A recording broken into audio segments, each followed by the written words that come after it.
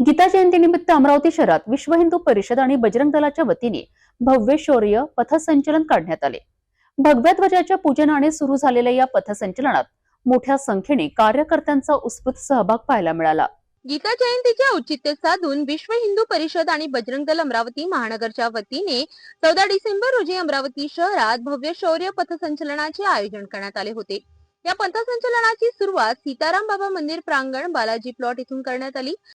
यापूर्वी भगव्या ध्वजांची विधिवत पूजा अर्चा करण्यात आली आणि त्यानंतर शौर्य पथसंचलनाला प्रारंभ झाला। हे पथसंचलन बालाजी प्लॉट इथून सुरू होऊन राजापेठ, राजकमल, जयस्तंभ चौक, जवाहर गेट आणि गांधी चौक मार्गे पुन्हा बालाजी प्लॉट येथे संपन्न झाले। या शौर्य पथसंचलनात हातात लाठ्या, देश का बल, बजरंग दल, भारत माता की जय अशा जोरदार घोषणा देत कार्यकर्त्यांनी शहरात उत्साहाचे वातावरण निर्माण केले। या पथसंचलनात विश्व हिंदू परिषद व बजरंग दल पदाधिकारी, कार्यकर्ते आणि युवक मोठ्या संख्येने सहभागी झाले होते। गीतेच्या संदेशातून शौर्य, संस्कार आणि राष्ट्रभक्तीचा जागर करण्यात आल्याचे यावेळी सांगण्यात आले। जय श्री राम। मैं त्रिदुर डेंडवाल बजरंग दल महानगर संयोजक।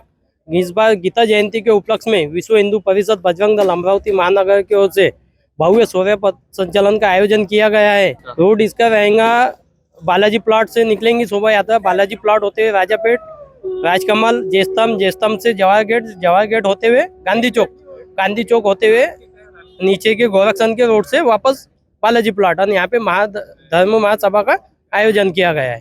गीता जयंतीनिमित्त काढण्यात आलेल्या या शौर्य पथसंचलनामुळे अमरावती शहरात भक्ती आणि शौर्याचं वातावरण पाहायला मिळालं।